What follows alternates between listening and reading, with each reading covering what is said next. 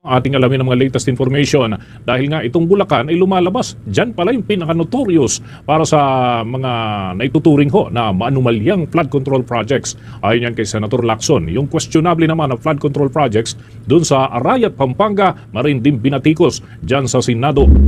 May tuturing ni Senator Ping Lacson na pinaka-notorious ang lalawigan ng Bulacan para sa maanumalyang flood control projects. Sa kanyang privilege speech ngayong araw, ibinulgar ng senador ang katiwalian ng dalawang nasibak na district engineers sa Bulacan First Engineering Office na sina dating District Engineer Henry Alcantara at ang pumalit sa kanya na si former Assistant District Engineer Bryce Hernandez. Ayon sa senador, sa ilalim ng pamumuno ng dalawang ito sa naturang opisina, 28 proyekto umano para sa taong 2024 ang magkakapareho ng halaga ng pondo kahit na anya magkakaiba ang laki ng gagawing proyekto. Napabalita pa na ang isa sa kanila ay nakapagtalo ng daang milyon sa isang kasino sa Maynila.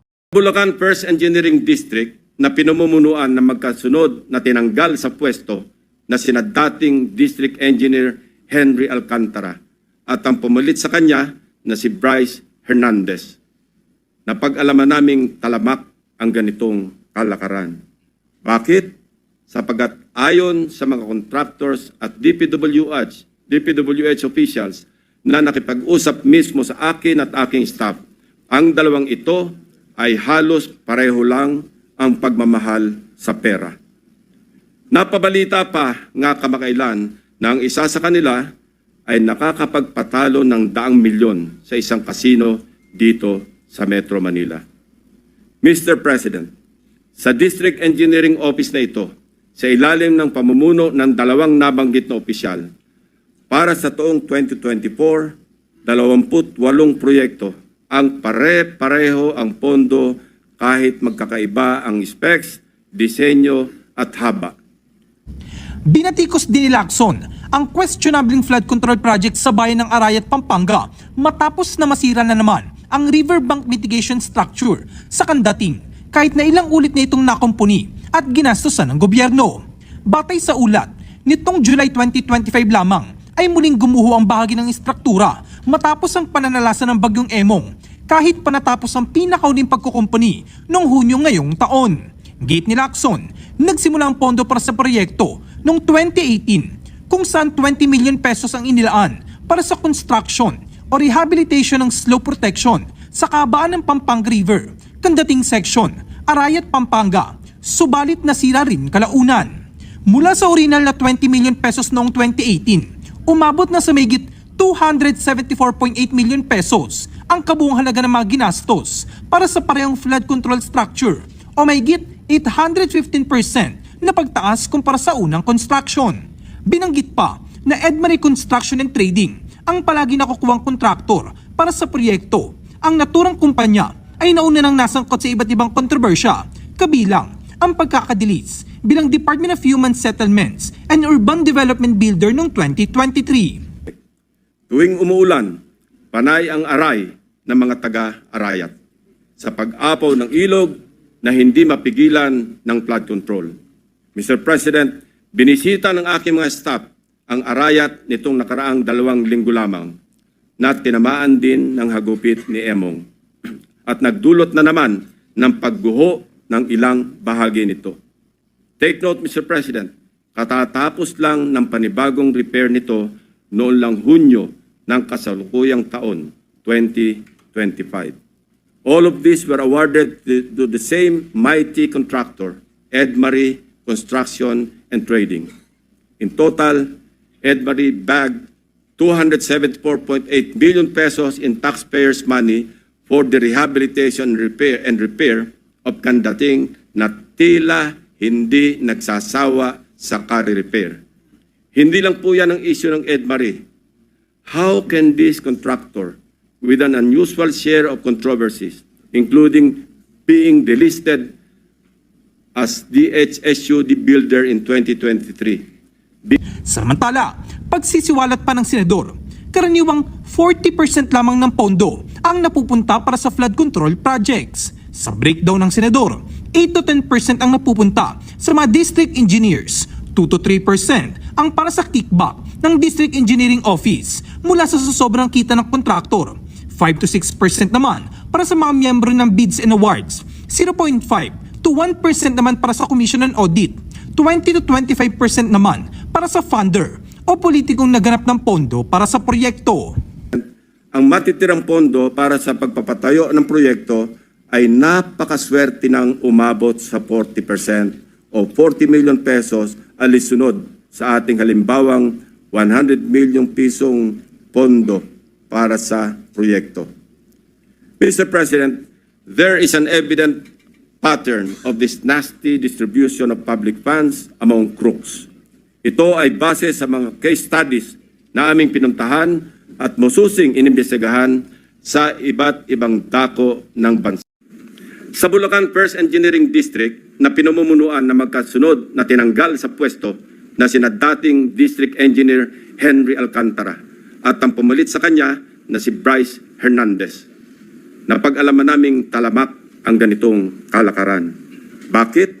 Sapagat ayon sa mga contractors at DPWH officials na nakipag-usap mismo sa akin at aking staff, ang dalawang ito ay halos pareho lang ang pagmamahal sa pera. Napabalita pa nga kamakailan na ang isa sa kanila ay nakakapagpatalon ng daang milyon sa isang kasino dito sa Metro Manila. Mr. President, sa District Engineering Office na ito, sa ilalim ng pamumuno ng dalawang nabanggit na opisyal, para sa taong 2024, 28 proyekto ang pare-pareho ang pondo kahit magkakaiba ang specs, disenyo at haba. Distinct. Babalikan po natin, Mr. President, mamaya ang lalawigan ng Bulacan na aming maituturing na pinaka-notorious pagdating sa anomalya ng flood control projects base sa aming mga findings. Unahin muna natin ang kaso ng questionabling flood control project sa lalawigan ng Pampanga. 4 years now, the riverbank mitigation project in Candating, Arayat, has been the face of a failed flood control project. Tuwing umuulan, panay ang aray ng mga taga-Arayat sa pag-apaw ng ilog na hindi mapigilan ng flood control. Mr. President, binisita ng aking mga staff ang Arayat nitong nakaraang 2 linggo lamang na tinamaan din ng hagupit ni Emong at nagdulot na naman ng pagguho ng ilang bahagi nito. Take note, Mr. President, katatapos lang ng panibagong repair nito noong lang Hunyo ng kasalukuyang taon, 2025. Sa itsura ng structure, tila baga hindi binibigyan pansin ng gobyerno ang Candating. Pero kung babalikan natin isang taon pa lamang ang nakakaraan o noong Agosto 2024, may gumuho ng flood control matapos mahagupit ng monsoon. Mr. President, a review of the budget books shows that we started funding the construction, rehabilitation of slope protection along Pampanga River, Candating, Arayat, Pampanga, way back in 2018. Let me give a rundown. In 2018, we already spent 20 million pesos on a project for the construction, rehabilitation of slope protection along Pampanga River, Candating section, Arayat. Kalaunan, nasira. Since then, it has become a cycle. Mr. President, we used the people's tax money to repair it in 2023 for a contract price of 91.6 million pesos. It was repaired again by another year's tax money in 2024. This time, not once, but twice, 91.8 million for phase 1 and 91.4 million for phase 2. The construction, rehabilitation of slope protection along Pampanga River, Candating, Arayat, Pampanga, way back in 2018. Let me give a rundown. In 2018, we already spent 20 million pesos on a project for the construction, rehabilitation of slope protection along Pampanga River, Candating section, Arayat. Kalaunan, nasira. Since then, it has become a cycle. Mr. President, we used the people's tax money to repair it in 2023 for a contract price of 91.6 million pesos. It was repaired again by another year's tax money in 2024. This time, not once, but twice, 91.8 million for phase 1 and 91.4 million for Phase 2. Take note, 20 million pesos lang ito sa una at original construction. If the original construction cost was only 20 million pesos in 2018, why did the repair cost balloon to 350% or 91 million in 2023 and another 183 million pesos in 2024, or an overall increase of 815%? Aba, at nawili na ang funder ng Edmarie Construction na siyang palaging nananalong contractor sa kandating Arayat, Pampanga noong 2023 at 2024. Naglagay pa ulit ng 100 million pesos ngayong taon. Buti na lang, pinigil ng Malacanang ang pag-release ng pondo. Distinct then, but in a very distinct way. As I mentioned earlier, all of these were awarded to the same mighty contractor, Edmarie Construction and Trading. In total, Edmarie bagged 274.8 billion pesos in taxpayers' money for the rehabilitation and repair of kandating na tila hindi nagsasawa sa repair. Hindi lang po yan ang issue ng Edmarie. How can this contractor, with an unusual share of controversies, including being delisted as DHSU the builder in 2023, be trusted to rebuild its own consistently collapsing project, which has evidently come with great cost and loss to the government? Paulit-ulit ang pag-repair, ngunit ganito pa rin ang kalagayan sa kandating Arayat. Arayat ko po. Mr. President, magtungo naman tayo sa Hilagang Luzon, partikular sa probinsya ng La Union, kung saan matatagpuan ang Bawang River Basin, na kung saan matindi ang congressional insertions. Sa tulong ng mga concerned groups and individuals, napansin namin ang bilang ng flood control projects na bagamat wala sa National Expenditure Program noong 2024, ay biglang tumubong parang kabute sa General Appropriations Act ng nakaraang taon. Halimbawa, ang construction of flood control structure along Bawang River Basin. 2 items lamang na may tig 50 million pesos ang nakalaan sa bahagi ng Nagilian. Samantalang, ang bayan ng Bawang ay wala pong proyekto sa National Expenditure Program. Abracadabra, sa naipasang 2024 General Appropriations Act, nagkaroon ng 10 items na nahahati mula Package 1 hanggang Package 10 na may tig 98 million pesos ang biglang umusbong para sa Nagilian.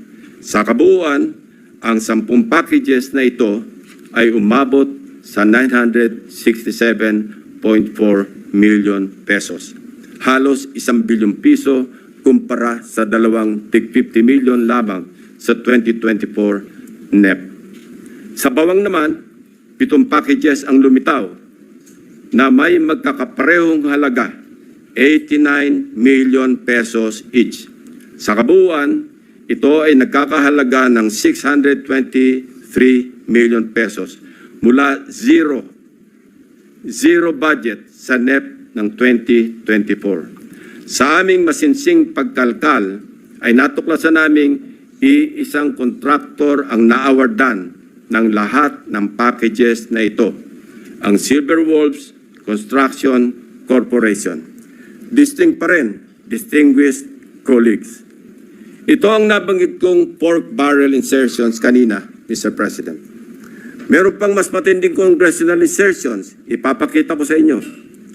Baco at Nauhan, Oriental Mindoro. Aguila congressional insertions. Mr. President, when flood control projects fail to stand against the tides, we are compelled to question the feasibility of the project and the technical capacity of the contractor. But what if an elected congressman or a political group claims ownership of the project, is it not both proper and necessary to scrutinize their motivations and examine the extent of their involvement, and perhaps to hold them responsible? This explains the logic why I am insisting to make transparent the identities of the proponents of the insertions from the House GAB, Senate version, and all the way to the BICAM. If they claim something as theirs, should they not also be accountable for its failures? Mr. President, I raise the question because of the evident congressional banners we observed alongside many projects in Nauhan and Baco, both in Oriental Mindoro. Bilang halimbawa, in Barangay Burbuli, Baco, Oriental Mindoro, one banner reads, Congressional Project, Construction of Flood Control Structure along Barangay Burbuli, Alag River, Baco, Oriental Mindoro, Aguila, Aksyon, Gobyerno at Inisyatibo sa Larangang Lehislatura. This project, awarded to Silver Wolves Construction Corporation again, is worth 95 million pesos. It is an ongoing project to be completed in December 2025. This project is so important that it can turn stones and get funding approval under the unprogrammed appropriations of the 2024 national budget. This prompts us to dig deeper into the web. And as they say, social media is a great resource of evidence, which lawyers fondly call testimony against self-interest. In one Facebook post, we discovered a congressional representative showcasing his midterm accomplishment report covering the period from June 30, 2022 to December 31, 2023. He openly lists projects, hold your breath, funded by his office. I repeat, funded by his office, including flood control and river protection initiatives. From Aguilas Baco, let us travel to Aguilas Nauhan, also in Oriental Mindoro. Mr. President, Nauhan is among the beneficiaries of 3.6 billion pesos worth of projects, while Baco proudly lists 807 million, all of which is attributed to and owned up by the office of the congressman. Hindi lamang po ito ang maswerteng napondohan. Isa pa sa pinagmamalaki ng mapag-angking congressman ay ang flood control structure sa Butas River, upstream, Barangay San Jose, Nauhan, Oriental, Mindoro. We took time to visit the project, Mr. President, which he referred to as a national project through congressional allocation. The project was awarded to Raymond Builders for 231 million pesos. At hinugot pa rin ito sa unprogrammed funds. Dalawang projects na po ito ng Aguila na natuklasan naming mula sa unprogrammed funds, isa sa Barangay Burbuli at isa sa Barangay San Jose. Sa tagal ko na rin pong nagbubusisi ng pambansang budget, ang pagkakaalam ko po, masalimuot ang proseso ng paggamit ng unprogrammed appropriations under the Special Purpose Fund para mag-augment sa ilang items under the regular budget. Hindi po madaling ma-access ito. Dapat A, may excess revenue collections, or B, new revenue collections, or C, those arising from new tax or non-tax sources, or D, approved loans para sa foreign assisted projects. Mahaba din ang requirements dito, Mr. President. So, ano kaya ang taglay na agimat ni Congressman? What gives, Mr. President? Kung saan may multimillion projects, dumadapo ang Aguila. Pero lubog pa rin sa baha ang nadadapuan ng Aguila. Isa lamang po ito sa napakaraming banners at social media posts ng congressional insertions ng mga politiko na naglipana sa iba't ibang bahagi ng bansa. Mr. President, ituloy na po natin ang diskusyon tungkol sa aming mga obserbasyon sa lalawigan ng Oriental Mindoro. Without taking anything away from the good but suffering people of this province on the legitimacy of their needs due to its high flood susceptibility, I want to speak of the billions of appropriations for flood control projects poured into this province in Luzon's eastern flank. Mr. President, when someone gets the largest share of the pie, we naturally ask why, especially if such a price comes from the taxpayer's tab. In Oriental Mindoro, for example, we wonder why among its 14 municipalities, one town tops the bill. Sa pagsalo ng buhos ng pondo, nauna ang Nauhan. Nauhan, Oriental Mindoro received a sweeping 55% of the province's 2025 flood control budget. Katumbas ito ng 10 bilyong piso para sa flood control projects ng bayan ng Nauhan pa lamang.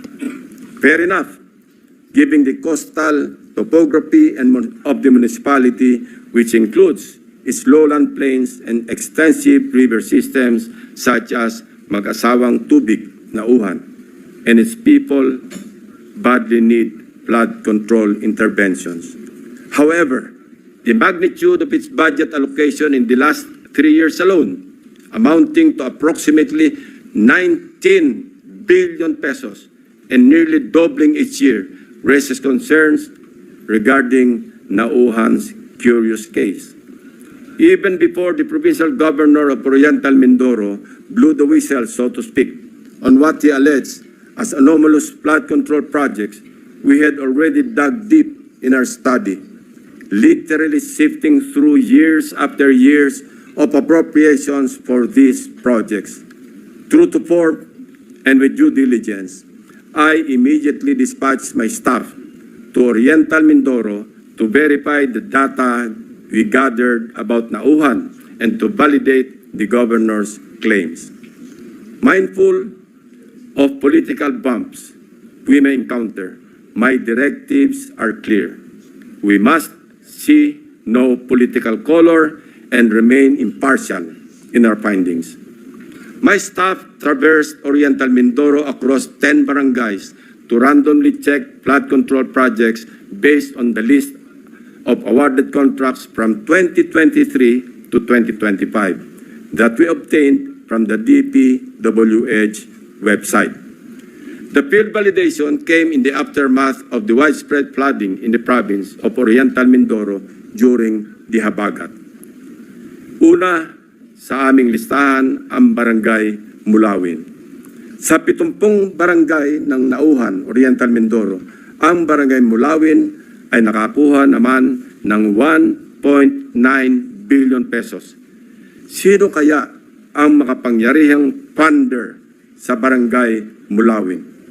We scoured the budget books from the National Expenditure Program, the House GAB, Senate version, and GAA, as well as the DPWH awarded contracts in Barangay Mulawin. Of the 1.9 billion pesos fund for 8 flood control projects, only 810 million pesos for 3 projects was included in the President's budget or NEP. The remaining 1.1 billion was inserted, I repeat, was inserted in the House version, Mr. President. Rightly so. Most of these congressional insertions were tagged for issuance of SARO or withheld by Malacanang, save for the curious case of 2 projects worth about 300 million pesos already awarded and ongoing construction with target completion in December 2025. Mr. President, sa buhos ng budget sa barangay na ito, inaasahan natin na may proteksyon na ang mga residente ng Mulawin mula sa baha dulot ng bagyo. Sa kasamaang palad, habagat pa lang at hindi pa man naitalang bagyo ang tumama sa probinsya. Gumuhuna ang ilang parte ng mga diking pinaggastusan ng daang milyong piso. Inagos na rin ng tubig, baha, ang bilyong pisong danyos ng nasirang flood control.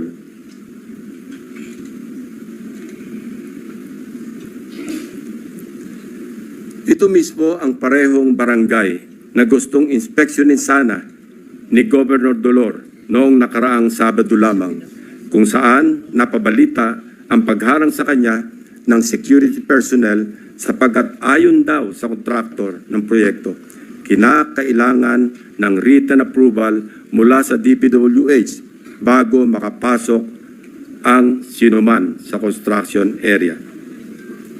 Mabuti na lamang, napuntahan na rin po ng aking team ang di umano'y restricted area na ito noong unang linggo pa lamang ng Agosto. Sa mismong, actually pinagbawalan din ang aking staff na lumapit sa proyekto. Pero sapat na ang kuha ng aming drone upang makita ang mga depekto ng construction dito. Nahalatang gusto ng naturang kontraktor na isikreto dahil sa ginagawang paghahabol upang kumpunuhin at remedyohan ang palpak na proyekto at mapagtakpan ang kanilang kapalpakan. We are willing to submit our drone shots and other pieces of evidence to assist in the investigation and prosecution of those involved in these anomalous projects. Mula sa aming sariling footage, kitang-kita ang mga bahagi ng road dike na ginawa noong 2024 na gumuho. Ang nakikita niyong flood control project ay nagkakahalaga ng 204.8 million pesos na base sa official record ng DPWH ay completed project na nito lamang Pebrero 2025. Halos 3 buwan pa lamang ang lumipas, Mr. President. Gayunpaman, kabago-bagong proyekto, gumuho na agad ang dike dahil sa nakaraang bagyong Krising, Dante at Emong. Kasama ang lagpas 200 milyong pondo na inalaan dito. Sa kahabaan pa rin ng Bukayaw River, natagpuan naman namin ang isa sa mga congressional insertion na nagkakahalaga ng 137 million at inaasahang matatapos ngayong Disyembre. Kasabay ng hagupit ng habagat, inanod na rin ang malaking bahagi ng binubuong dike. We heard grim stories about why these structures fall easily. From the improper embankment mix of gravel, sand, and stones, sheet piles cut in half, and low